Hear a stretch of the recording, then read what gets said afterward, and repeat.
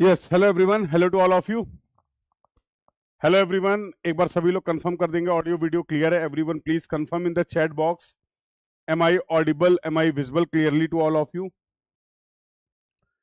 एक बार सभी लोग कंफर्म कर देंगे बेटा ऑडियो वीडियो क्लियर है।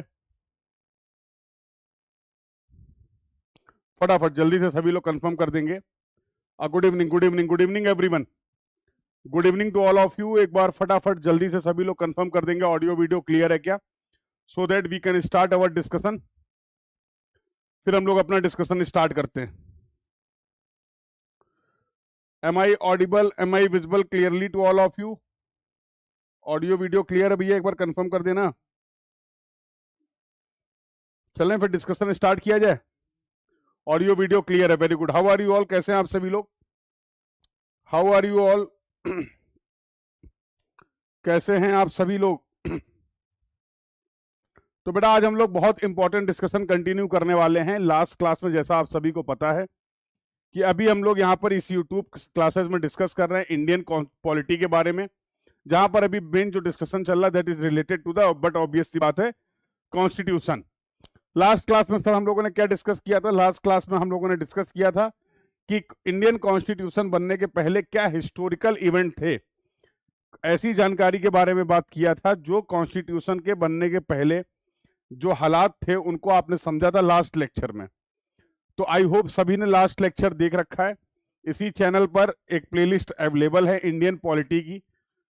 क्लियर कर देना चाहता हूं मैं सभी एग्जाम के लिए, जितने भी आपके टेक्निकल एग्जाम है, जेई और एई के एग्जाम, चाहे वो आप एसएससी जेई की बात करें या किसी और जूनियर इंजीनियर एग्जाम की बात करें, स्टेट एई असिस्टेंट इंजीनियर एग्जाम, और साथ ही साथ जो आपके टेक्निकल कॉम्पिटिटिव एग्जाम होते हैं जहां पर भी आपका जीएस वाला पार्ट रहता है, उन सभी एग्जाम्स के लिए डिस्कशन यूजफुल होने वाला है। क्या क्या इस सीरीज में आपको मिलने वाला है, तो यहाँ पर हम लोग कंसेप्ट डिस्कस करेंगे और साथ साथ आपके इन एग्जाम्स में, इन सभी एग्जाम से रिलेटेड आए हुए क्वेश्चन भी डिस्कस करेंगे। ठीक है, तो प्रीवियस ईयर क्वेश्चन का डिस्कशन भी साथ साथ करते रहेंगे, तो साथ साथ प्रैक्टिस भी होता रहेगा। तो सभी लोगों ने पहला लेक्चर देख लिया, एक बार कंफर्म कर देंगे चैट बॉक्स में। ठीक है, सभी लोगों ने पहला लेक्चर कंप्लीट कर लिया है, मिस मत करिएगा। बहुत लंबी सीरीज नहीं रहने वाली है, पॉइंट टू पॉइंट डिस्कशन होगा, एग्जाम ओरिएंटेड डिस्कशन होगा, तो सारे क्लासेस को अच्छे से फॉलो करिए। डेफिनेटली आपका एक्सपीरियंस बहुत अच्छा रहने वाला है। ठीक है, चलिए तो लेट्स स्टार्ट द डिस्कशन। और आज जो हम लोग को बात करनी थी, we need to discuss about the features of the Indian constitution. Indian constitution, last class में हम लोग पहुंच गए थे इंडियन इंडिपेंडेंस एक्ट तक, और एक जल्दी से रिकॉल करते हैं, कनेक्ट करते हैं लास्ट लेक्चर से। तो इंडियन इंडिपेंडेंस एक्ट तक ये डिसाइड हो गया था कि ठीक है भाई, अब ये फाइनल है, फाइनल एक्ट है जो आपके अब तक के, अब हम लोग इंडिया छोड़ के जा रहे हैं, ब्रिटिश ने ऐसा बोला। ठीक है, अब जो आप देश है आप अपने हिसाब से चलाइए। उससे रिलेटेड उन्होंने एक्ट निकाला जहां पर क्लियरली ये हो गया कि भाई अब फाइनली अंग्रेजों का पलायन अब यहां से हो रहा है, अंग्रेज अब जा रहे हैं छोड़ के। ठीक है, अब उसके बाद बातचीत शुरू होती है कि भाई ठीक है, अब देश हमको अपना चलाना है। तो जाहिर सी बात है, अगर देश एक सिस्टमेटिक वे में आपको चलाना, क्यों? क्योंकि सबसे बड़ी प्रॉब्लम ये कि इंडिया, वो उस समय का भी इंडिया था, अलग अलग रियासतें थी। हाँ, कोई कहीं का राजा है, कोई कहीं का राजा, बहुत ज्यादा डाइवर्सिटी थी। अब वो डाइवर्सिटी आप देख सकते हैं, कल्चर वाइज देख सकते हैं, हर जगह का अलग अलग कल्चर, बहुत बड़ा देश की बात आप करने जा रहे हैं। ठीक है, तो ये बातों से तो काम नहीं चलेगा, इतना तो समझ में आ रहा है ना। There should be some guidelines, there should be some system, और इसके लिए कॉन्स्टिट्यूशन जो है वो बनाना पड़ेगा।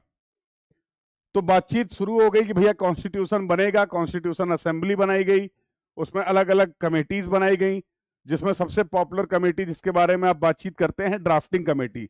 उस समय के जो ज्ञानी लोग थे, जिनको इन सब चीजों का ज्ञान था, उन सभी लोग को शामिल किया गया, और उसके बेसिस पे अब यह योजना बनाना शुरू किया गया कि किस तरीके से कॉन्स्टिट्यूशन बनेगा। अभी उस पार्ट से थोड़ा सा और आगे बढ़ते हैं। जब कॉन्स्टिट्यूशन बन गया तो अब हम समझना चाहते हैं, या इस बात को ऐसे भी समझ सकते हैं, कॉन्स्टिट्यूशन को बनाने के समय किन किन बातों का ध्यान रखा गया, वो एक एक चीज आपको पता चलेगा। आप इंपॉर्टेंट कैरेक्टरिस्टिक्स को समझ पाएंगे अगर आप समझते हैं कि इंडियन कॉन्स्टिट्यूशन के क्या फीचर्स हैं।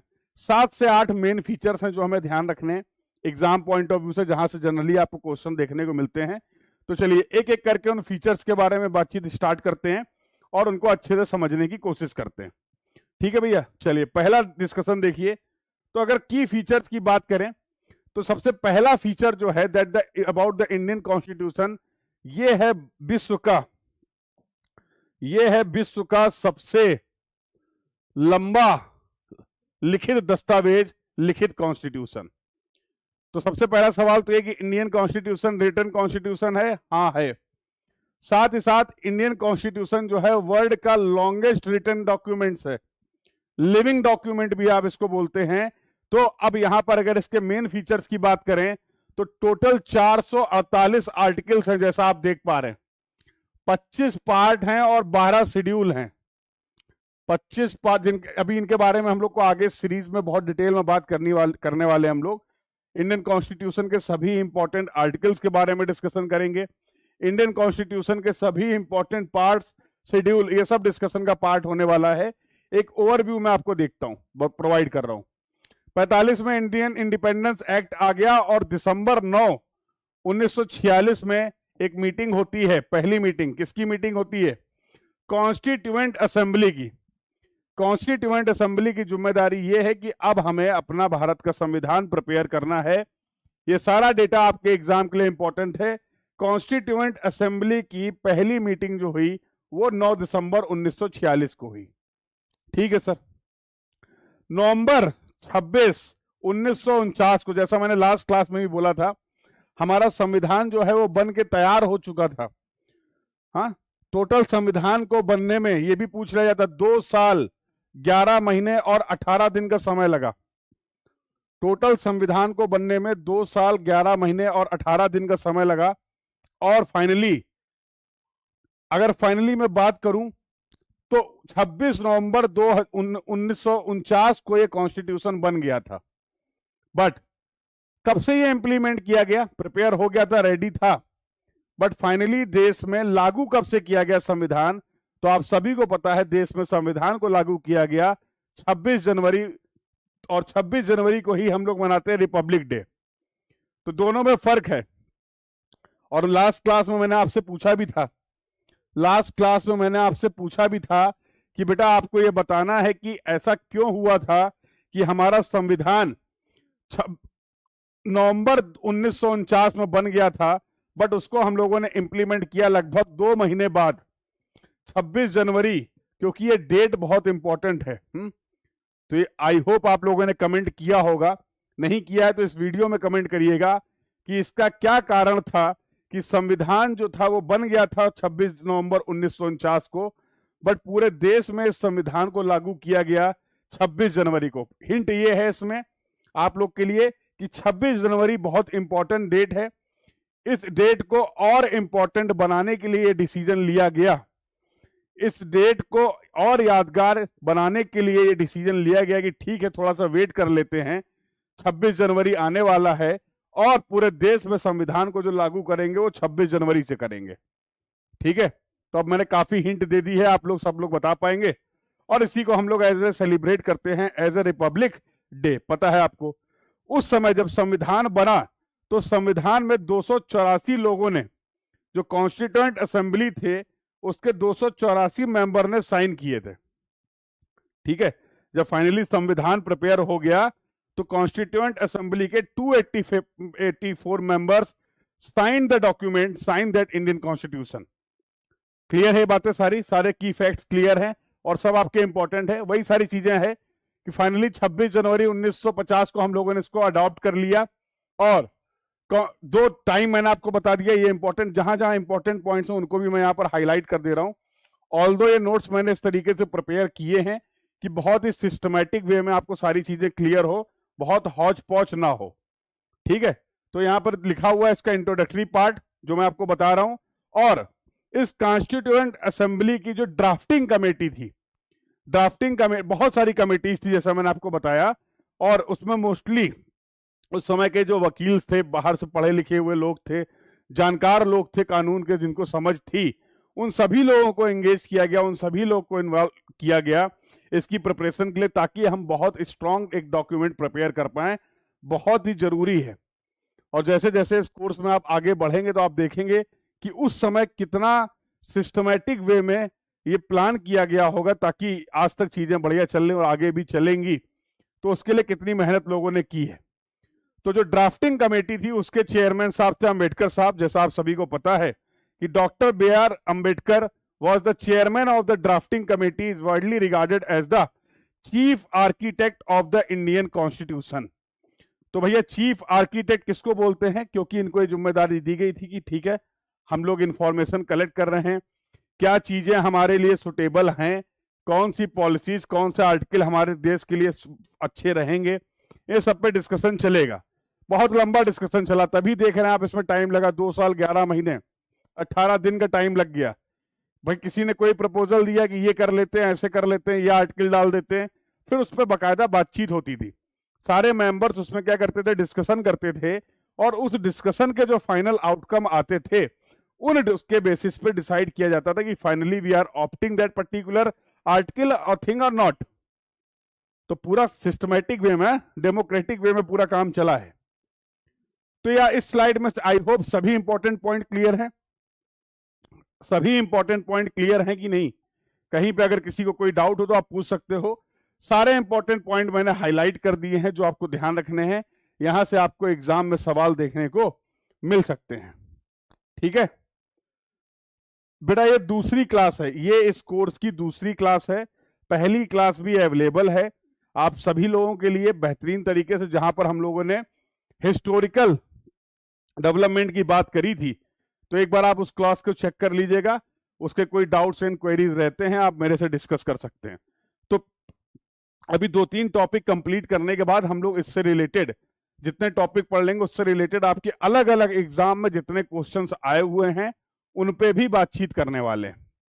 ठीक है, तो बिल्कुल जैसा मैंने आप लोगों से प्रॉमिस किया है कि आप सिस्टमैटिक वे में अगर आप इस सीरीज को फॉलो करते हैं तो पॉलिटी वाले पार्ट में ना ही केवल आप अच्छे से एग्जाम में परफॉर्म कर पाएंगे, साथ ही साथ ये बहुत आपको इंटरेस्टिंग लगेगा और आगे भी आप इसके बारे में और जानना चाहेंगे। ठीक है, क्लियर है भैया? बिल्कुल, ये बताया ना, पहली मीटिंग जो हुई थी बेटा 9 दिसंबर 1946 लिखा हुआ देखो, 9 दिसंबर 1946 को पहली कॉन्स्टिट्यूशन असेंबली की मीटिंग हुई थी, जहां पर यह तय किया गया कि भैया अब हमें संविधान प्रिपेयर करना है। क्लियर है? ये लिखा हुआ है, मिस कर दिया क्या बेटा आपने? क्लियर है? चलिए आगे बातचीत कर लेते हैं, आगे थोड़ा सा और चलते हैं। जो आज हमारा मेन डिस्कशन, अभी हम लोगों ने इंट्रोडक्टरी पार्ट देखा, और अब इस संविधान के की कैरेक्टरिस्टिक्स, फीचर्स, सैलिएंट फीचर्स जिसको आप बोलते हैं, उसके बारे में एक एक बात करते हैं। बहुत ही इंपॉर्टेंट है एग्जाम पॉइंट ऑफ व्यू से, बहुत ही ज्यादा इंपॉर्टेंट है, इजी भी है, समझने की कोशिश करेंगे और आसानी से समझ भी जाएंगे। और किन किन चीजों को ध्यान में रखना है एग्जाम पॉइंट ऑफ व्यू से, उसको भी मार्क कर लेंगे, उसको भी हाईलाइट कर लेंगे। आ जाओ भाई, चलो हाईलाइटर यूज कर लें क्या? चलो इस सब्जेक्ट में हाईलाइटर यूज करने का ऑप्शन मिलेगा जनरली। हाँ, जैसे आप नोट्स प्रिपेयर करते हैं उसी तरीके से कर लेते हैं। तो देखो पहला फीचर, जैसा मैंने आपको बताया, की फीचर 1, काफी वाहियात हाईलाइटर है, मजा नहीं आ रहा है इसमें, तो हम लोग इसको कर लेते हैं येलो कलर से, और यही बॉक्स सिस्टम बढ़िया रखते हैं। तो पहला है कि लेंथिएस्ट रिटन कॉन्स्टिट्यूशन, जितने भी देशों के संविधान हैं, भारत का संविधान जो है, भारत का जो संविधान है भैया, वो सबसे लंबा रिटन डॉक्यूमेंट है, रिटन संविधान है। क्या कारण थे ऐसे कि इतना लंबा क्यों हो गया? जाहिर सी बात है, ज्यादा से ज्यादा चीजों को इनकॉर्पोरेट किया गया होगा, ज्यादा से ज्यादा चीजों को इंक्लूड किया गया होगा, जिसकी वजह से ज्यादा लंबा डॉक्यूमेंट हो गया। यस और नो? एक अगर आपके पास बुक है which is containing the more information, obviously the number of pages the information will be is going to be more. तो उसी तरीके से भारत का संविधान इतना लंबा, लॉन्गेस्ट क्यों, क्या होने के मुख्य कारण क्या थे बेटा? मेन रीजंस पे ध्यान देना आपको। सबसे बात इंपॉर्टेंट ये थी कि भैया हम चाहते थे कि किसी भी तरीके की कोई एम्बिग्यूटी ना हो, इंश्योर कर पाए प्रॉपर क्लियरिटी इन गवर्नेंस को, है गवर्नेंस के लिए कहीं कोई कंफ्यूजन ना रह जाए, प्रॉपर क्लियरिटी के साथ सारी चीजें मेंशन किया जाए। और क्योंकि इंडिया की वास्ट डाइवर्सिटी थी, जैसा मैंने आपको बताया, और कॉम्प्लेक्स सोशल स्ट्रक्चर था, उस समय की इंडिया की अगर आप बात करोगे तो रियासतें अपने अपने अलग तरीके से, सब लोग अपने अपने तरीके से काम कर रहे हैं। कल्चरल डिफरेंसेस थे, सब कल्चर अलग अलग जगह का अलग अलग कल्चर है। जियोग्राफिकल डिफरेंसेस थे, जियोग्राफिकल डाइवर्सिटी थी। हाँ, कहीं प्लेन रीजन है, कहीं पे हिली रीजन है, टोपोग्राफिकल डाइवर्सिटी थी। तो इन सभी वजह से सबको इंक्लूड करते हुए, सबके बारे में बात करते हुए प्रोविजंस को प्रिपेयर किया गया, जिसकी वजह से आप ये बोल सकते हैं कि भारत का जो संविधान है वो लेंथीएस्ट रिटन कॉन्स्टिट्यूशन है वर्ल्ड का। ध्यान रहेगा। तो पहला कैरेक्टरिस्टिक्स तो ये है। पहला, अब देखो, जब पहले अभी मैंने थोड़ी देर पहले बताया कि ये अभी की कंडीशन है कि टोटल 448 आर्टिकल है, 25 पार्ट है, 12 शेड्यूल है। शुरू में ऐसा नहीं था। जो पहले संविधान बना, अब संविधान जब इनिशियली ओरिजिनली बना था तो आप देखेंगे इसमें क्या था, 395 आर्टिकल, 395 आर्टिकल, 22 पार्ट और 8 शेड्यूल थे। जो आर्टिकल अभी आपको दिख रहे हैं, 448, ये क्या थे, 395, यहां पे लिखा भी हुआ है कॉन्स्टिट्यूशन एट ए ग्लांस, अभी की बात करें अगर, ठीक है। और ओरिजिनल भी मैंने लिख दिया है, अभी 448 है, ओरिजिनल आपके 395 थे। पार्ट्स की अगर बात करें, 25 पार्ट्स हैं, ओरिजिनली जो थे आपके 22 पार्ट्स थे। और शेड्यूल जो है वो 12 शेड्यूल हैं, originally there was 8 schedule, originally there was 8 schedule. क्या क्लियर, विजिबिलिटी का कोई इशू है क्या? फॉन्ट साइज कम है, फॉन्ट साइज कम है क्या भाई? कुछ देखने का इशू है? चिंता मत करो, मैं यहां पर एक्सप्लेन भी कर दे रहा हूं। नेक्स्ट क्लास से फॉन्ट साइज इंक्रीज कर लेंगे, और फॉन्ट साइज इंक्रीज करने के साथ साथ जो इंपॉर्टेंट इंफॉर्मेशन है वो मैं आपको बताता चल रहा हूं, टेंशन मत लो। 2024 तक अगर बात करें तो लगभग 105 अमेंडमेंट हो चुके हैं। अमेंडमेंट क्या होते हैं, अमेंडमेंट के प्रोसीजर क्या होता है? अब देखो, जाहिर सी बात है, यहां पर आर्टिकल ऐड हुए, 395 से 448 आर्टिकल हो गए, पार्ट्स ऐड हुए हैं, 22 से 25 पार्ट हो गए, शेड्यूल 8 से 12 हो गए। इसका मतलब इनमें संविधान में कुछ चेंजेस किए गए होंगे। वो चेंजेस का करने का क्या तरीका है, टोटल चेंजेस जो अब तक हो चुके हैं जब से संविधान इंप्लीमेंट हुआ अब तक 2024 तक की अगर बात करें तो लगभग 105 प्लस अमेंडमेंट हो चुके हैं।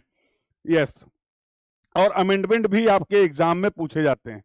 ठीक है, थोड़ा कलर कॉम्बिनेशन की वजह से होगा, बहुत सिस्टमैटिक वे में कोशिश की गई है कि ये पीपीटी आप तक बने, और जब ये पीपीटी आप तक पहुंचेगा, जब आप इससे चीजों को रिवाइज करेंगे तो you will understand the value, आपको अच्छे से समझ में आ जाएगा।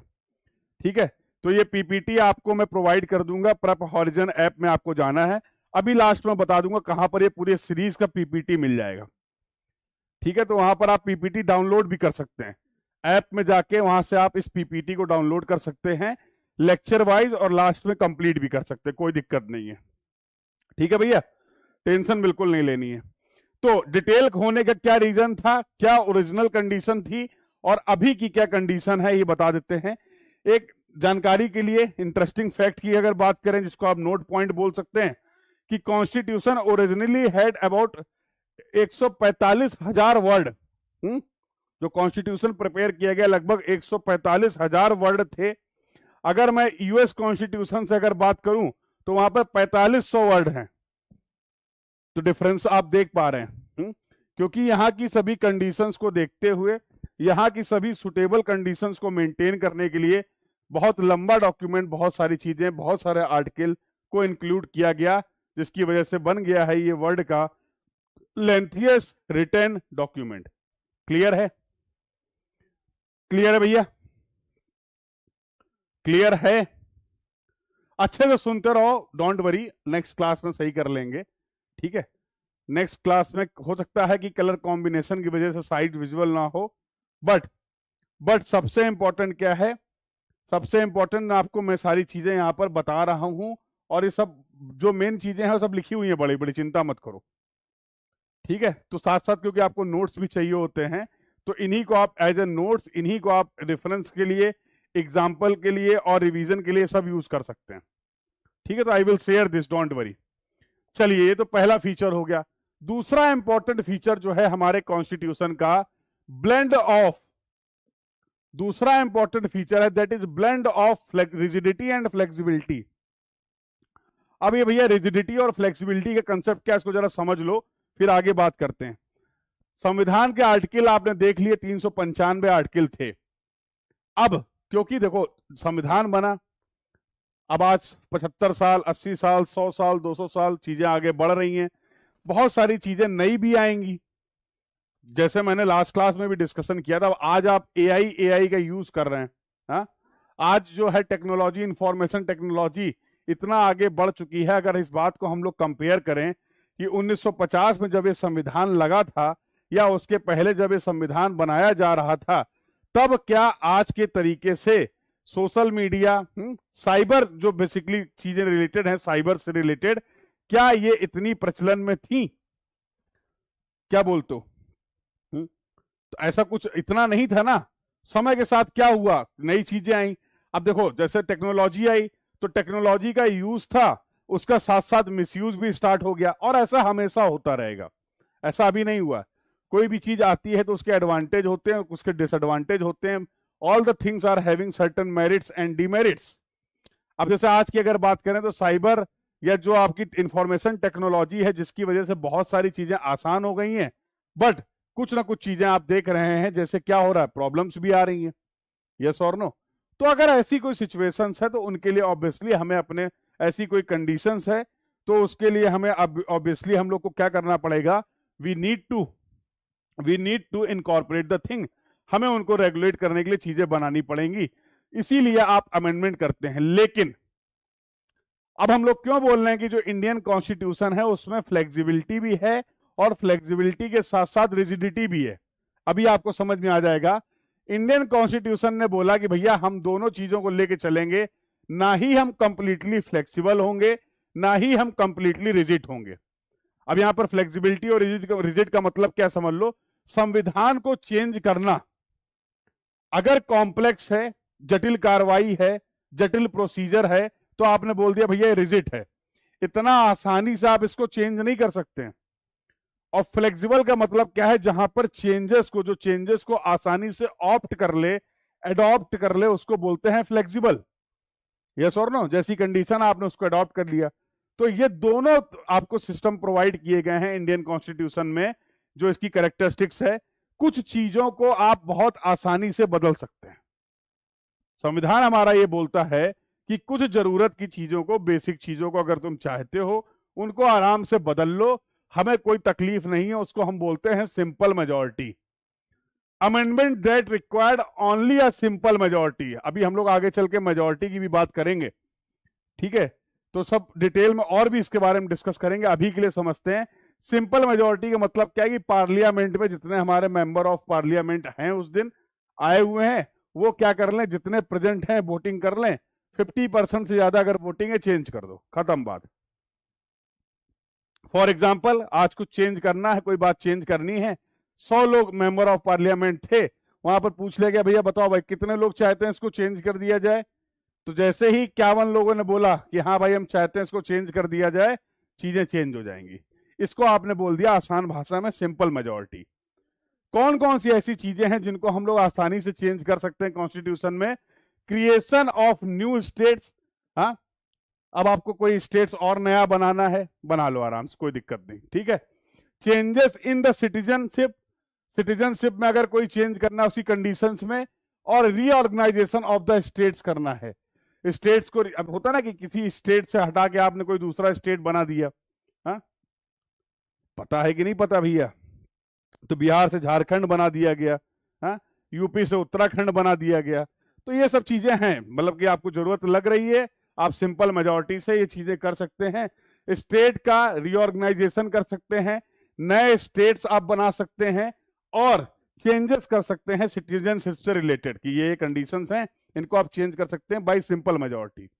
तो जब आप इस पूरे पॉइंट को देखते हैं कि भाई ये चेंज करना तो बहुत ईजी है, इसके लिए सिंपल मेजॉरिटी चाहिए, क्योंकि हमारे representative member of parliaments are the representative. हाँ, तो हमारे जो रिप्रेजेंटेटिव हैं वो वहां पर बात को रखेंगे, और मेजॉरिटी अगर है तो ये चीजें चेंज की जा सकती हैं। ये आपका, ये जो कॉन्स्टिट्यूशन का जो आपको अलाउंस किया जा रहा है, ये दर्शाता है आपको कि भैया यहां पर चेंज करना आसान है, फ्लेक्सिबल है। ये कॉन्स्टिट्यूशन के फ्लेक्सिबल नेचर को शो कर रहा है। लेकिन आगे देखो, इन्होंने बोला कि यहां पर आर्टिकल 368 इंपॉर्टेंट है भाई, आर्टिकल 368 ये इसने कुछ खास बातें बोली। इन्होंने बोला provides the procedure for amendment making it neither too easy not too difficult to modify the constitution.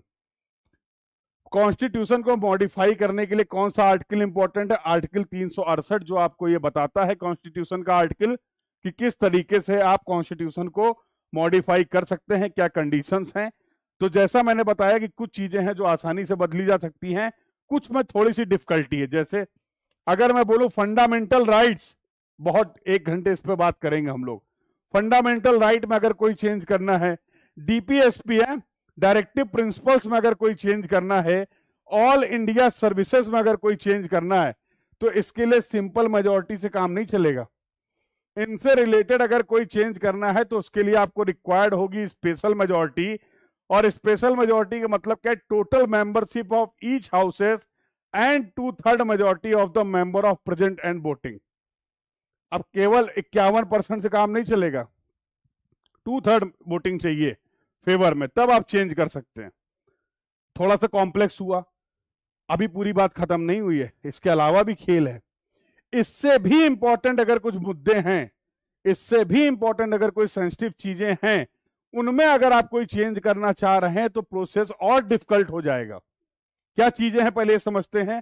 अगर आप चाहते हैं इलेक्शन ऑफ प्रेसिडेंट, प्रेसिडेंट के इलेक्शन से रिलेटेड अगर कुछ चीजों को आप चेंज करना चाह रहे हैं, extent of the executive power, high courts और यूनियन जुडिशरी, हाई कोर्ट से रिलेटेड अगर कोई चेंज करना है, यूनियन जुडिशरी से रिलेटेड अगर कोई चेंज करना है, प्रेसिडेंट के इलेक्शन से रिलेटेड अगर आपको कोई चेंज करना है, और extent of executive power, powers को अगर एक्सटेंड करने के लिए कोई चेंज करना है, तब प्रोसीजर और खतरनाक है। तब ना सिंपल मेजॉरिटी से काम चलेगा, तब ना आपका स्पेशल मेजॉरिटी से काम चलेगा। उस केस में आपको चाहिए स्पेशल मेजॉरिटी प्लस साथ साथ राज्यों का भी सहयोग चाहिए। Special majority plus state rectification, बिल्कुल टेंशन नहीं लेना है, इन सभी पे हम लोग डिटेल पे बातचीत करेंगे और अच्छे से समझेंगे। अभी अगर आपको नहीं इसमें कुछ समझ में आ रहा, परेशान नहीं होना है। अभी मेरा मेन कंसर्न है आपको ये समझाने का कि जो मैंने बोला कि Indian constitution is the blend of rigidity and flexibility, तो इस इन एग्जाम्पल की हेल्प से आप समझ पा रहे हैं कि कुछ चीजों को चेंज करना बहुत इजी है, सिंपल मेजॉरिटी से काम चल जाएगा। कुछ में थोड़ा सा प्रोसेस डिफिकल्ट हो जा रहा है, स्पेशल मेजॉरिटी चाहिए, और कुछ इश्यूज ऐसे हैं जिनके लिए स्पेशल मेजॉरिटी के साथ साथ स्टेट्स का भी रेटिफिकेशन चाहिए होगा आपको। तो प्रोसेस जो है आर्टिकल 368 यही बताता है कि ना ही बहुत आसानी से और ना ही बहुत डिफिकल्टी से आप इनको मॉडिफाई कर पाएंगे। जो कैसे कर पाएंगे वो तरीके बताए गए हैं। सभी को क्लियर है भैया? सभी को क्लियर है क्यों बोल रहे हैं हम लोग इंडियन कॉन्स्टिट्यूशन का जो नेचर है वो है it's a blend of rigidity and flexibility. Clear है? तो पहला पॉइंट आपने देखा कि सर लेंथीएस्ट कॉन्स्टिट्यूशन है, रिटन डॉक्यूमेंट है। दूसरा आपने बोला कि सर इसमें जो चेंज करना है वो बहुत ज्यादा आसान भी है और बहुत ज्यादा डिफिकल्ट भी है, depending upon the nature of issues, जिसके बेसिस पे ये दर्शाता है, ये बताता है, ये बात बताता है कि हमारा कॉन्स्टिट्यूशन जो है वो रिजिड भी है और हमारा कॉन्स्टिट्यूशन जो है वो फ्लेक्सिबल भी है। क्लियर है भैया? तो मैं चाहूंगा सभी लोग एक बार कंफर्म करते रहेंगे, सभी लोग एक बार कंफर्म करते रहेंगे। डिस्कशन क्लियर है? समझ में आ रही यहां तक की बातें? दूसरा कैरेक्टरिस्टिक्स क्लियर हो गया है सभी को? चलिए और आगे बातचीत ले चलते हैं और कुछ कैरेक्टरिस्टिक्स को समझते हैं। तो parliamentary forms of the government. अब ये पार्लियामेंट्री फॉर्म्स ऑफ गवर्नमेंट क्या होता है ये समझते हैं। हमारा जो इंडियन कॉन्स्टिट्यूशन है ये बताता है कि there should be a parliamentary form of the government. समझो India has adopted the Westminster's model. Westminster's model क्या है? Of parliamentary government from the Britain. ये पूछ लिया जाता है, आगे चल के हम लोग बात करेंगे कि जो हम लोगों ने अपना संविधान प्रिपेयर किया उसमें बहुत सारी चीजें, देखो बेसिक फंडा ये था कि हमें देश के हालात को देखते हुए संविधान जल्द से जल्द प्रिपेयर करना था। हाँ, अदरवाइज सारी चीजें अनकंट्रोल्ड थी, उनको कंट्रोल करने के लिए बहुत सारी चीजें हमें बहुत जल्द प्रिपेयर करनी थी। तो यहाँ पर कॉन्स्टिट्यूएंट असेंबली ने सोचा कि एक काम करते हैं, जो चीजें जहां की बेस्ट हैं, अच्छा है तो अच्छा है, क्या दिक्कत है। जैसा हम लोगों ने बात करी थी गुड गवर्नेंस एक्ट की 1935 की, वहां से भी बहुत सारी चीजें एज इट इज ले ली गई हैं। अलग अलग कंट्रीज में जहां पर पहले से इस तरीके की व्यवस्था थी, वहां के संविधान को पढ़ा गया, समझा गया, और जिस संविधान का जो पार्ट अच्छा था, जहां का जो पार्ट अच्छा था, बेस्ट था, एक्सेप्टेबल था, और हमारे सिचुएशंस को सूट कर रहा था, हमारे देश की व्यवस्था के लिए सूट कर रहा था, हम लोगों ने उसको अडॉप्ट कर लिया, ऑप्ट कर लिया। तो जैसे अगर मैं बात करूं, पार्लियामेंट्री फॉर्म जो है आप बोल रहे हो, ये लिया गया है ब्रिटेन से, क्लियर है, ये लिया गया है ब्रिटेन से। अब क्या बोलता है, executive is drawn from the legislative and the collectively responsible. जैसे समझो, पार्लियामेंट्री का मतलब क्या है, पूरा एक तंत्र होगा, कोई सर्वे सर्वा नहीं है, कोई भी सर्वे सर्वा नहीं है, प्रॉपर एक सिस्टमेटिक अप्रोच होगी। अब जैसे अपने इस कॉन्स्टिट्यूशन के हिसाब से अगर बात करें, तो प्रेसिडेंट साहब जो है कॉन्स्टिट्यूशनल हेड हैं, कॉन्स्टिट्यूशनल हेड है, but the prime minister is the real head of the government, क्योंकि जनता के द्वारा जनता के लिए प्रिपेयर किया गया ये संविधान है, तो जनता को रिप्रेजेंट करने वाला कौन है वहां पे। तो आगे कैसे इलेक्शन होता है, ये सब बातें करेंगे हम लोग, क्या उसके प्रोसीजर हैं, क्या इंपॉर्टेंट क्लॉज हैं, बट हमारा डायरेक्ट रिप्रेजेंटेटिव कौन है, जिनको आपने सेलेक्ट करके भेजा कि ठीक है आप हमारी बात करिए, जो आपके इलाके के, आपके शहर के मेंबर ऑफ पार्लियामेंट हैं, यस और नो, वो आपको वहां पर रिप्रेजेंट कर रहे हैं, और उन मेंबर ऑफ पार्लियामेंट्स ने सेलेक्ट किया है प्रधानमंत्री कौन बनेगा, समझ लो। तो जाहिर सी बात है कि दोनों लोग के पास अपना अपना सेपरेट पावर है, ऐसा नहीं कि ये जो चाहे वो कर सकते हैं, ऐसा नहीं, कोई कुछ भी अपना फुल कंट्रोल किसी के पास नहीं है। बेसिक अगर मैं बोलूं तो अगर पूरे कॉन्स्टिट्यूशन को आप पढ़ोगे और समझोगे तो ये बात समझ में आ जाएगी कि सबको आजादी भी है और सबके लिए रिस्ट्रिक्शन भी है, सर्वे सर्वा कोई नहीं बन सकता है। सबसे इंपॉर्टेंट बात यह है कि अपने यहां पर कोई भी सर्वे सर्वा नहीं बन सकता कि अब जो मैं कहूंगा वही होगा, ऐसा कभी नहीं हो सकता, समझ लो। तो हर चीज को पावर भी दी गई है, बट उन पावर को के साथ साथ उन पे लगाम भी लगाई गई है। तो अनकंट्रोल्ड पावर नहीं है, मनमानी कोई नहीं कर सकता है, ठीक है।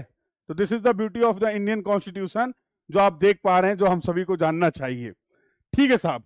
तो अब जैसे मैंने बताया, अब यहां पर क्या प्रेसिडेंट साहब क्या कॉन्स्टिट्यूशनल हेड हैं, will and advice elected on the advice of the council of the ministers, ministers की काउंसिल के बेसिस पे इनको अपॉइंट किया, बनाया जाएगा, इलेक्ट किया जाएगा। नेशनल यूनिटी की बात होगी, ठीक है, अलग अलग कोई अपनी अपनी बातचीत नहीं करने वाला, आप अपने तरीके से रहिए, खाइए पीजिए मौज करिए, सब ठीक है, लेकिन ultimately we are the citizen of India, ठीक है। काउंसिल मिनिस्टर्स की अगर बात करें, led by the prime minister. देखो प्राइम मिनिस्टर साहब, ये जो इंडियन काउंसिल ऑफ मिनिस्टर्स हैं, इनको लीड करेंगे प्राइम मिनिस्टर साहब, ठीक है, और काउंसिल ऑफ मिनिस्टर्स के एडवाइस पे बनेंगे प्रेसिडेंट साहब। समझ लो, पैटर्न समझ में आ रहा तुम्हें, और डिटेल में भी बातचीत कर लेंगे, ठीक है। और पार्लियामेंट का पूरा रोल है, लोकसभा और राज्यसभा का रोल रहेगा, सुप्रीम लेजिस्लेटिव अथॉरिटी। तो देखो ये प्रधानमंत्री, राष्ट्रपति, ये सब तो ठीक है, एक टर्म आप यहां पे ध्यान रख सकते हैं एग्जाम पॉइंट ऑफ व्यू से, इसमें सबसे इंपॉर्टेंट है जुडिशियल रिव्यू, जुडिशियल रिव्यू। अब ये जुडिशियल रिव्यू का क्या कंसेप्ट है, मान लीजिए आपने कुछ भी चेंज किया, पार्लियामेंट ने कुछ भी चेंज कर लिया, सब कुछ कर लिया, अब ऐसा ये नहीं कि चेंज हो जाएगा, नहीं, पावर इनको दी गई कि आप चेंज कर सकते हैं अलग अलग मेजॉरिटी की हेल्प से, लेकिन एट द एंड एक बात रखी गई, हर चीज का होगा भैया जुडिशियल रिव्यू। आपने कोई एक्ट बनाया, सब जगह से पास करा लिया, बहुत अच्छी बात है, पार्लियामेंट्री सिस्टम को आपने फॉलो कर लिया, प्लस अब ऐसा नहीं है कि अभी एज इट इज इंप्लीमेंट हो जाएगा, जो करना आप कर लो, नहीं, उसके बाद उसकी की जाएगी विवेचना, हिंदी में क्या बोलते हैं, विवेचना। प्रॉपर जुडिशियल रिव्यू होगा, और जुडिशियल रिव्यू के बेसिस पे फिर यह डिसाइड किया जाएगा कि इसमें कुछ, इसको एक्सेप्ट करना है, इसको एक्सेप्ट नहीं करना है, इसको चेंज करना है। तो ऐसा नहीं है कि ये सब बन गया, कोई भी एक्ट पास कर दिया गया तो बस अब एज इट इज उसी पे काम होगा। हर एक्ट को जुडिशियल रिव्यू की खरी जांच से होके गुजरना पड़ेगा। कुछ भी नया चेंज अगर आप करते हैं तो उसका जुडिशियल रिव्यू होगा, जहां पर ये पावर है कि उन चेंजेस को निष्कासित पूरी तरीके से खत्म, नल एंड वाइड भी किया जा सकता है। तो ये इंपॉर्टेंट बात है, आप सभी को ध्यान रखनी भाई। क्लियर है? Do remember this point. I hope ये सारी भी बातें आपको समझ में आ रही हैं। तो ये तीसरा फीचर था, that is the parliamentary form of the government, जहां पर आपका जुडिशियल रिव्यू का कंसेप्ट भी साथ साथ पैरेलल में काम कर रहा है, ताकि कोई बेलगाम ना हो जाए। ऐसा ना हो कि किसी को कंट्रोल करना ही नामुमकिन हो जाए, इसलिए ये सारे प्रोविजंस उस समय ही रखे गए। क्लियर है? ये तीनों फीचर्स आई होप सभी को क्लियर होंगे। और अगर क्लियर है तो चौथा बात कर लेते हैं फीचर जो है, that is the federal system with the unitary बायस। तो जनरली एग्जाम में आपसे पूछा जाता है कि हमारे कॉन्स्टिट्यूशन की जो कैरेक्टरिस्टिक्स है, फीचर है, वो क्या है? Quasi federal. अब क्वासी फेडरल या फेडरल और यूनिटी का क्या मतलब क्या है? देखो, यूनिटी का मतलब तो क्या है? एक आदमी सर्वे सर्वा। फेडरल में है मिक्स, तो यहां पर क्या है? यूनिटरी पावर भी है और साथ ही साथ फेडरल सिस्टम भी है। जैसे यूनिक फेडरल स्ट्रक्चर बनाया गया that combines the both federal and the unity system. The constitution establish a strong centre while maintaining state on autonomy. तो यहां पर हम लोगों ने क्या करा? देखो, कुछ मुद्दे हैं, कुछ मुद्दों को दे दिया गया कि इसका पूरा देख रेख की जिम्मेदारी जो है वो सेंट्रल की है। यूनिटरी पावर हो गई, ठीक है। अब यहां पर फेडरल सिस्टम को कैसे इंट्रोड्यूस किया गया? स्टेट को भी अपनी पावर दी गई कि आप स्टेट अपने तरीके से चलाइए। जैसे फॉर एग्जांपल अगर बात करें उत्तर प्रदेश की बात कर ले, तो उत्तर प्रदेश की अपनी एक सरकार है और सेंट्रल में अपनी अलग सरकार है। एक ही पार्टी की हो सकती है, अलग अलग। यूनियन लिस्ट में कुछ इश्यूज को रखा गया कॉन्करेंट लिस्ट में और कुछ इश्यूज को रखा गया सेंट्रल लिस्ट में। सेंट्रल लिस्ट में रखा गया 61 मुद्दों को। 61 मुद्दे जो हैं वो आपके पार्ट हैं स्टेट लिस्ट का। जैसे पुलिस की बात हो गई, पब्लिक हेल्थ की बात हो गई, एग्रीकल्चर हो गया, लोकल गवर्नमेंट, लोकल गवर्नेंस, ये स्टेट की जिम्मेदारी है। यूनियन की अगर बात करें, डिफेंस की बात हो गई, मंत्रालय, रक्षा मंत्रालय, हाँ, तो वहां पे यूपी और बिहार नहीं चलेगा, हाँ, पूरे देश के लिए रक्षा मंत्रालय का तंत्र। फॉरेन अफेयर्स हो गए, साथ साथ करेंसी और एटॉमिक एनर्जी। ये ऐसे मुद्दे हैं जिसमें पूरा कंट्रोल जो है वो किसके पास है? सेंट्रल गवर्नमेंट के पास है। क्लियर है? और इसके साथ साथ कुछ इश्यूज ऐसे हैं जिनको आपने बोला कॉन्करेंट। 47 ऐसे इश्यूज हैं, जैसे एजुकेशन हो गया, मैरिज हो गया, क्रिमिनल लॉ हो गया, बैंकरप्सी हो गया। ऐसे कुछ इश्यूज हैं जहां पर दोनों लोगों का हस्तक्षेप रहेगा, सेंट्रल गवर्नमेंट का भी हस्तक्षेप रहेगा और साथ ही साथ स्टेट गवर्नमेंट का भी रोल रहने वाला है। इसी सिस्टम को आप बोलते हैं। किसी एक को भी पूरी पावर नहीं दी गई है, एक की अपनी खुद की कुछ पावर है लेकिन कुछ लिमिटेशंस में। एज ए सीएम आपके पास पावर है बट लिमिटेशंस हैं। एज ए पीएम आपके पास पावर है और दोनों लोग मिलकर किन किन मुद्दों पर काम करने वाले हैं वो सारी चीजें भी हैं। ये दर्शाता है हमारे भारतीय संविधान को कि it representing the quasi federal system. Clear है? तो ये टर्म याद रखने पड़ेंगे क्योंकि एग्जाम में ऐसे ही सवाल आपको देखने को मिलते हैं। प्रैक्टिस करेंगे क्वेश्चन तो आप अच्छे से इन बातों को समझ पाएंगे। क्लियर है भैया? तो मैं चाहूंगा अगर ये सारी बातें आप तक जिस तरीके से मैं पहुंचाना चाह रहा हूं उस तरीके तक पहुंच रही हैं तो बेहतरीन तरीके से मुझे चैट बॉक्स में बताते रहो। ठीक है भैया? फेडरल फीचर्स की अगर बात करें, रिटन कॉन्स्टिट्यूशन है, ओरल नहीं है। ओरल कॉन्स्टिट्यूशन भी होता है जहां पर कोई रिटन डॉक्यूमेंट नहीं है।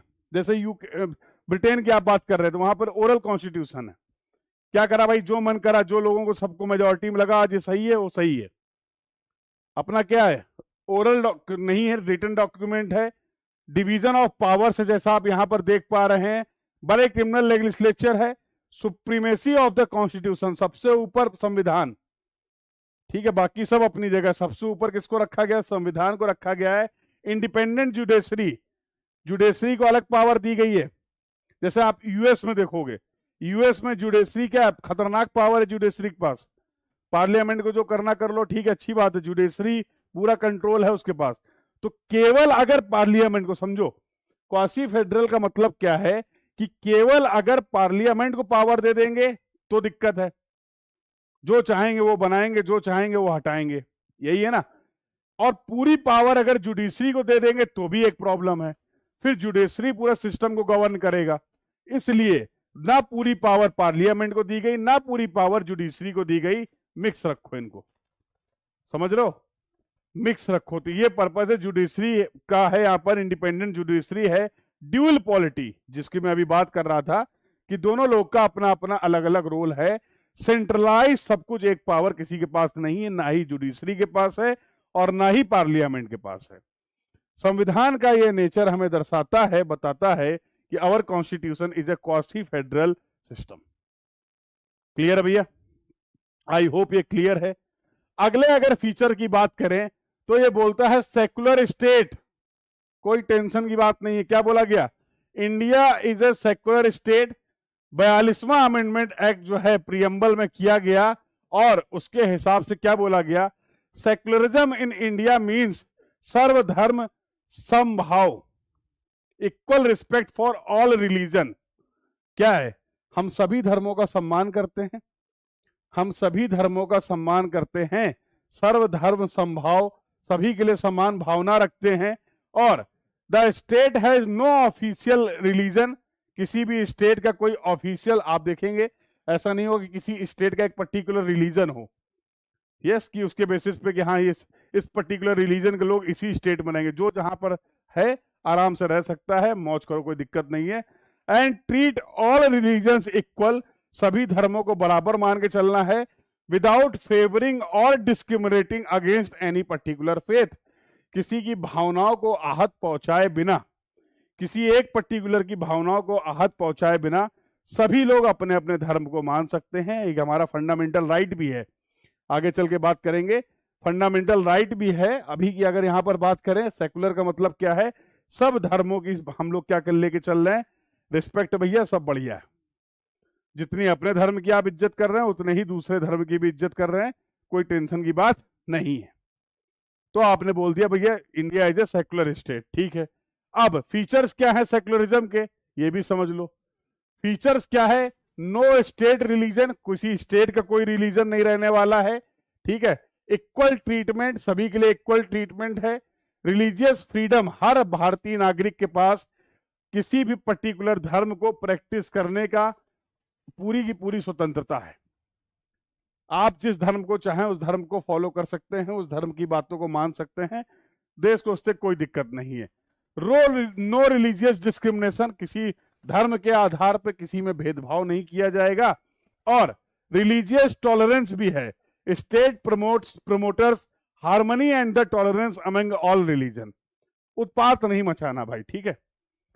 आप अपने धर्म को मानिए, कोई दूसरा अपने धर्म को मान रहा है, सब लोग मिलजुल के बेहतरीन तरीके से रहो। तुम्हारी वजह से सामने वाले को दिक्कत ना हो और सामने वाले के प्रैक्टिसेस की वजह से तुम्हें दिक्कत ना हो, ठीक है।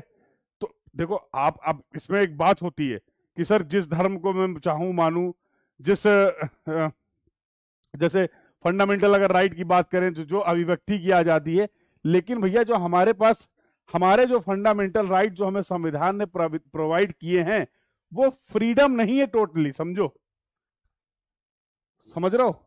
फ्रीडम, टोटली फ्री होना एक चीज अलग है, जो मन में आए वो करो। फंडामेंटल राइट्स को इतनी पावर, यहां पर क्या है? यहां पर आपके लिए लीनियंसी रखी गई है, आपको तो आप उसका मिसयूज मत करिए।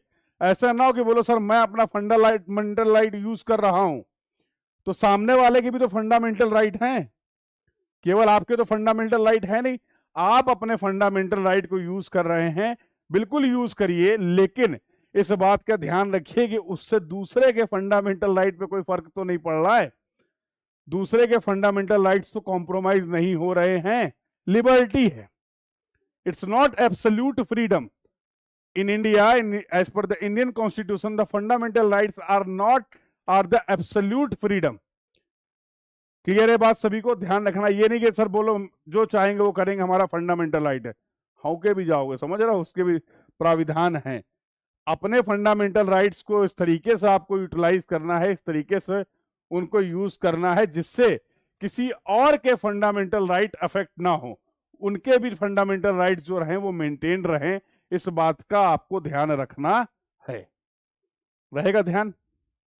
बोलो भाई, रहेगा ध्यान? हाँ, इतना शांति से क्या सुन रहे हो?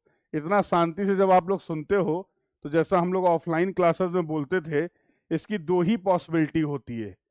जब क्लास का माहौल एकदम बहुत ज्यादा शांत हो जाए तो ये दो तरीके की संभावनाओं को जन्म देता है।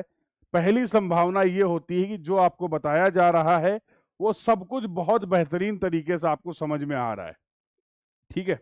और दूसरी संभावना यहाँ पर यह भी एक होती है कि अगर क्लास में बहुत ज्यादा शांति है तो ये भी एक संभावना रहती है कि जो समझाया जा रहा है वो किसी को बिल्कुल भी समझ में नहीं आ रहा है।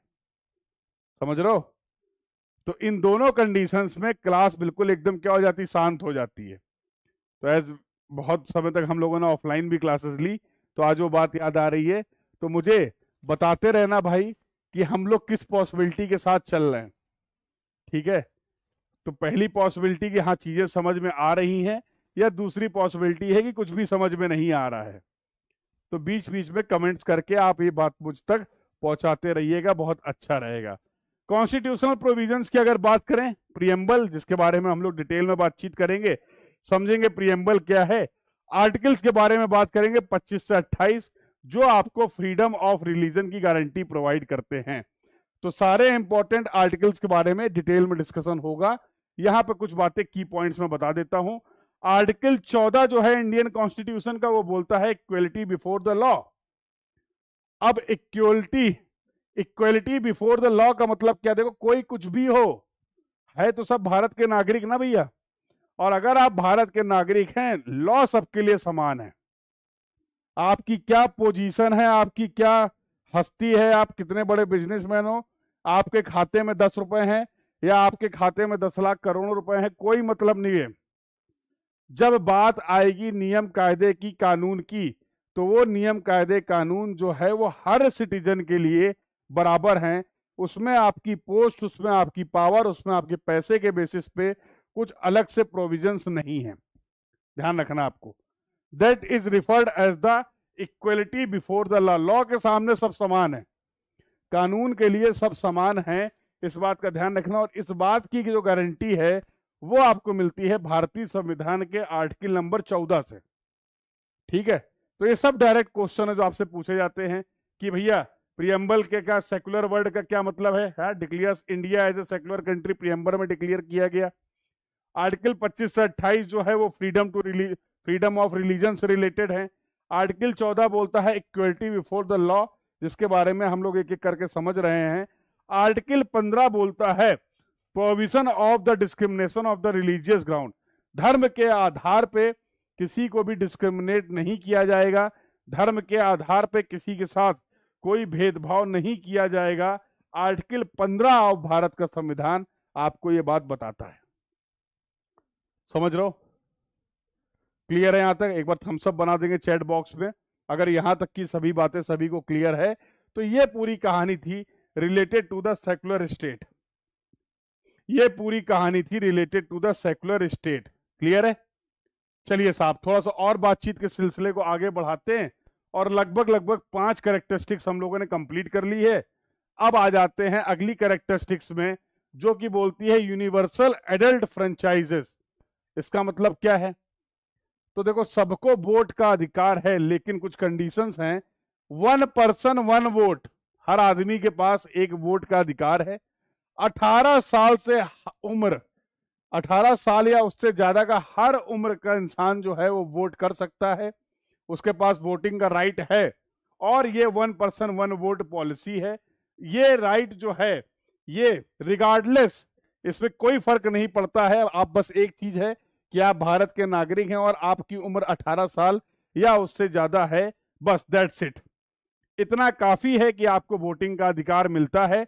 कोई भेदभाव नहीं किया जाएगा कास्ट के बेसिस पे, क्रीड के बेसिस पे, रिलीजन के बेसिस पे, जेंडर के बेसिस पे और इकोनॉमिकल स्टेटस के बेसिस पे। There will be no discrimination at all, just you need to achieve the age of 18 years और मोर। तो आपके वोट का पूरा अधिकार है आपको, और उसकी पूरी वैल्यू है। पहले ये बात जो है ये 21 साल उम्र हुआ करती थी, जिसको 18 साल कर दिया गया है। ध्यान रखना भैया ये पॉइंट, 61st अमेंडमेंट 1988 में।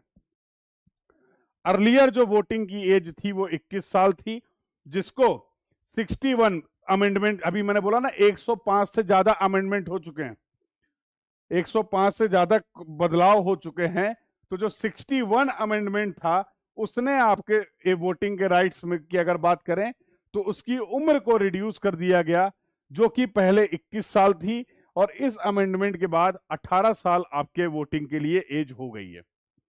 क्लियर है भाई?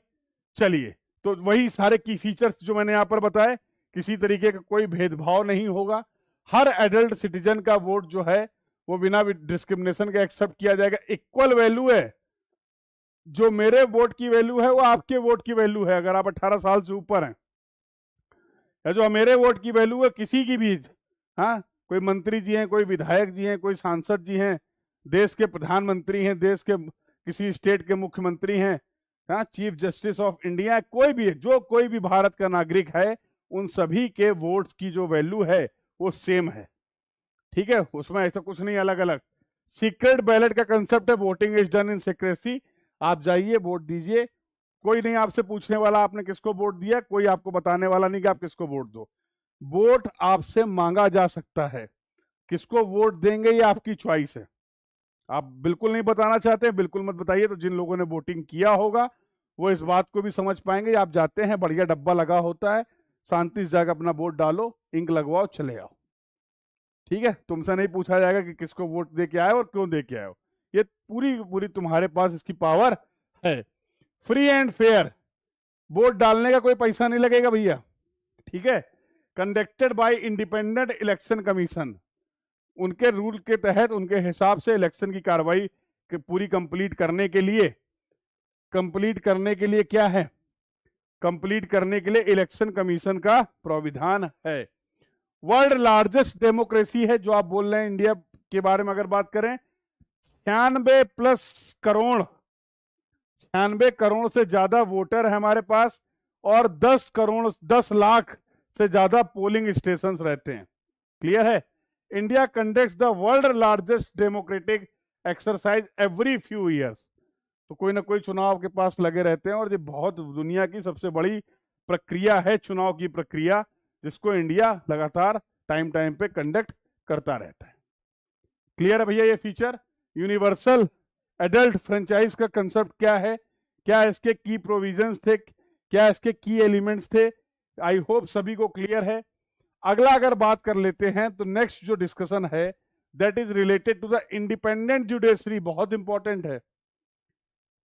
मैंने अभी बताया ना थोड़ी देर पहले कि पार्लियामेंट से मान लीजिए कोई एक्ट, कोई लॉ अपने पास भी कर लिया है, बट ऐसा नहीं कि डायरेक्टली वो इंप्लीमेंट हो जाएगा। स्वतंत्र रूप से जुडिशरी सिस्टम कार्य कर रहा है और वो उसको रिव्यू करेगा, उसमें किसी का हस्तक्षेप बर्दाश्त नहीं किया जाएगा, ऐसा कहा गया भारतीय संविधान में। क्या कहा गया? The Indian constitution establish a independent judiciary as the guardian of the constitution. Indian judiciary को बोला गया गार्जियन ऑफ द कॉन्स्टिट्यूशन। भैया देखना, हाँ, गार्जियन का काम क्या है? गाइड करते रहो, पूरी देख रेख रखना कि ऐसा ना कोई कुछ भी कर रहा है, हाँ। तो इसके लिए ये पूछ लिया जाता है कि गार्जियन ऑफ द कॉन्स्टिट्यूशन किसको बोला गया? That is the Indian judiciary. Clear? Independent judiciary system. The supreme court stands at the apex of the judicial system, ensuring the rule of law is maintained and the constitution is upheld। Supreme court of India को ये जिम्मेदारी दी गई, और जितने भी, जैसे आपके पहले, हाँ, इसमें भी पूरी हायरार्की है, हाँ, इसका भी पूरा एक सिस्टम है। सुप्रीम कोर्ट सबसे ऊपर है, उसके बाद हाई कोर्ट्स हो गए, फिर डिस्ट्रिक्ट कोर्ट्स हो गए, फिर लोअर कोर्ट्स हो गए, यस और नो। तो सबसे ऊपर जुडिशरी का सबसे मेन तंत्र जो है, तंत्र का सबसे ऊपर का हिस्सा, मेन हिस्सा जो है वो सुप्रीम कोर्ट, और सुप्रीम कोर्ट को ये पावर दी गई है, ये काम दिया गया है कि stand the apex of the judicial system, ensuring that rule of law is maintained and the constitution is upheld. Rule of law जो है भैया वो मेंटेन रहे। की फंक्शंस क्या है? Judiciary act as the interpreter and the protector of the constitution. Constitution की बातों को समझना और उसको समझाने की जो काम है, मेन रिस्पॉन्सिबिलिटी किसकी दी गई है? ये रिस्पॉन्सिबिलिटी दी गई है सुप्रीम कोर्ट ऑफ इंडिया को। क्लियर है? जुडिशियल रिव्यू की पावर के साथ। जुडिशियल रिव्यू की पावर क्या होती है, इसके बारे में अभी हम लोगों ने डिस्कस किया। तो भैया सिक्योरिटी ऑफ द टेन्योर, जज साहब अगर हैं तो उनको आप आसानी से नहीं हटा सकते हैं। कोई अगर जज हैं तो उनका जो टेन्योर है उसको आप पूरा करने देंगे, उसके लिए पूरा सिक्योरिटी के प्रोविजंस हैं। Financial independence, freedom of from the executive interference, कोई इंटरफेयर नहीं करेगा आपको। And content of court power, court के की डिग्निटी को मेंटेन रखने के लिए कंटेम्प्ट ऑफ कोर्ट का भी प्रावधान है, कार्रवाई हो जाएगी तुम्हें। अगर तुम इन कोर्ट को अपने काम करने से किसी तरीके से भी डिस्टर्ब कर रहे हो, हाँ, तो फिर आपके पास आपके ऊपर एक्शन हो जाएगा, लीगल एक्शन आपको फेस करना पड़ेगा। पावर्स क्या दी गई है सुप्रीम कोर्ट को? ओरिजिनल जुडिक्शन डिस्पाइट बिटवीन द, अगर कभी ऐसा होता है कि सेंट्रल और स्टेट के बीच में कोई कॉन्फ्लिक्ट होता है, किसी इशू को लेके, किसी पॉलिसी को लेके, किसी बात को लेके, उसको संभालने की, उसको सुलझाने की जिम्मेदारी है आपके पास, सुप्रीम कोर्ट के पास। Appellate jurisdiction, appeals from the lower courts, आपका कोई मुद्दा है नहीं सॉल्व हो रहा, चलते चले जाओ ऊपर तक, पूरा पावर है। तो लोअर कोर्ट से पहुंचो डिस्ट्रिक्ट कोर्ट, डिस्ट्रिक्ट कोर्ट से पहुंचो हाई कोर्ट, हाई कोर्ट से पहुंचो सुप्रीम कोर्ट, कोई दिक्कत नहीं है। क्लियर भैया? And advisory jurisdiction, advising the president on the constitutional matters, राष्ट्रपति साहब को अगर कॉन्स्टिट्यूशन से रिलेटेड किसी इशू पे जानकारी चाहिए, सलाह चाहिए, किसके पास जाएंगे वो? ये कौन, किससे पूछेंगे, कौन बताएगा उनको? That is the supreme court. Judicial review की पावर है, जैसा मैंने आपको बताया कि कॉन्स्टिट्यूशनल जो भी लॉ हैं वो भारत के संविधान के आधार पे वैध हैं कि नहीं है।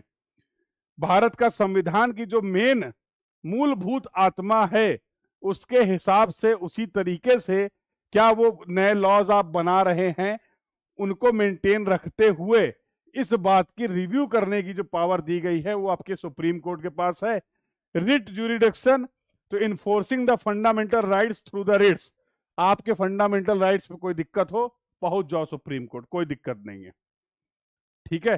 फंडामेंटल राइट्स में कोई भी दिक्कत आपको लग रही है, फंडामेंटल राइट्स अगर आपके वायोलेट हो रहे हैं, आप जाके सुप्रीम कोर्ट में याचिका दायर कर सकते हैं, कोई होगी उसमें।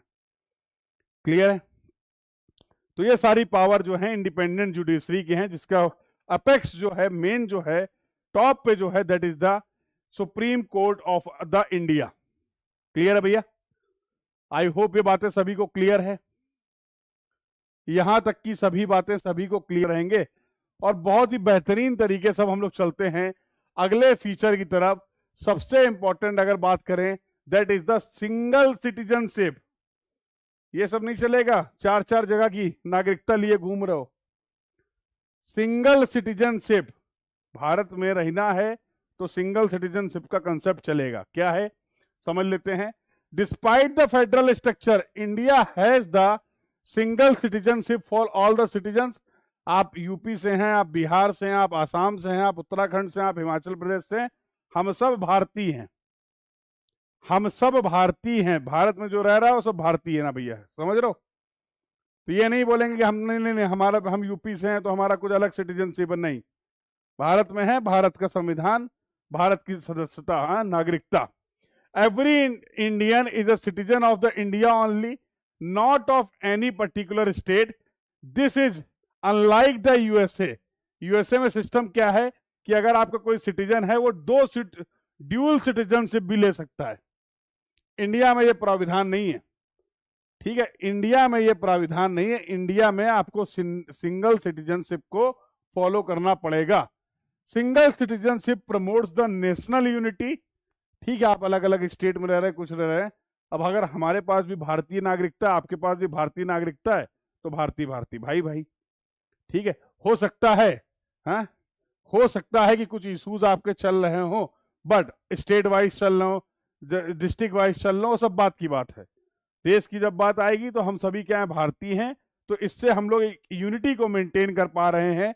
इस मकसद से, इस उद्देश्य के साथ हर नागरिक को सिंगल सिटीजन के लिए बोला गया, सिटीजनशिप के लिए बोला गया। इंटीग्रेशन रहेगा भैया, और sense of the common identity among all the Indians. मैं हूं और अगर इधर कोई असम में है, हा? कोई और किसी अगर स्टेट में है, हम लोगों के रहन सहन, खाना पीना, सोचना, हाँ, कल्चर, सब में डिफरेंसेस हो सकते हैं, बट कॉमन क्या है भैया? जैसा मैंने बताया, कॉमन है कि हम, वो भी भारतीय है और मैं भी भारतीय हूं। क्लियर है? We both are Indian, it provides some common sense, कि कॉमन आपको लगेगा कि हम मिले जुले हैं, इस बात का एहसास कराने के लिए, इस बात को मेंटेन करने के लिए, जिससे देश की इंटीग्रिटी मेंटेन रहे, देश में यूनिटी मेंटेन रहे। इसलिए इंडिया में सिंगल सिटीजनशिप के कंसेप्ट को रखा गया। तो आई होप ये बात भी सभी को क्लियर हो गई है। तो ये कुछ आपने मेन फीचर्स देखे भारतीय संविधान के। क्लियर है? तो भैया ध्यान रखना है, अपना जो संविधान है that is the living document, और the Indian constitution is not merely a legal document. ये केवल एक लीगल डॉक्यूमेंट नहीं है, but it is a living entity that continues to evolve with the nation. It embodies the hopes of the aspirants of the over a billion of people, guiding India towards more just, equitable and the democratic society। और अंबेडकर साहब ने कहा कि constitution is not a mere lawyers document, ये केवल वकीलों के लिए डॉक्यूमेंट नहीं है, हाँ, not the lawyers document, it is a vehicle of life and its spirit always a spirit of age. ठीक है भैया? तो ये शब्द जो अभी अभी आपने देखे वो डॉक्टर अंबेडकर साहब के हैं। तो ये आज हम लोगों ने इस लेक्चर में बात कर ली है इंडियन कॉन्स्टिट्यूशन के फीचर्स के बारे में। हो सकता है कुछ आज फॉन्टिंग का इशू हो, कलर का इशू हो, ये चीजें आपको ना दिखी हो। यकीन मानिए मेरी इस बात का कि जब आप इस पीपीटी, जब ये पीपीटी आपके पास होगा, ये क्लास का पीडीएफ आपके पास होगा, तो बहुत ही बेहतरीन तरीके से आप इसको यूज कर पाएंगे अपने रिवीजन के लिए, अपने नोट्स के लिए। इस बात का आपको ध्यान रखना है। एक काम कर लेंगे, ये जो क्लास के नोट्स हैं, ये क्लास के नोट्स जो हैं वो दोनों फॉर्मेट में, एक जो मैंने मार्किंग की है उसके साथ, और एक इसकी ओरिजिनल फाइल। तो ओरिजिनल फाइल प्लस क्लास का जो है, ये दोनों ही आपको अपलोड कर दिए जाएंगे on the prep horizon app. तो प्रेप हॉरिजन ऐप पर जाकर आप सभी लोग इस नोट्स को एक्सेस कर पाएंगे। इसमें आपको एक, जब आप इस ऐप में जाएंगे तो एक कैटेगरी मिलेगी जुडिशरी एग्जाम की।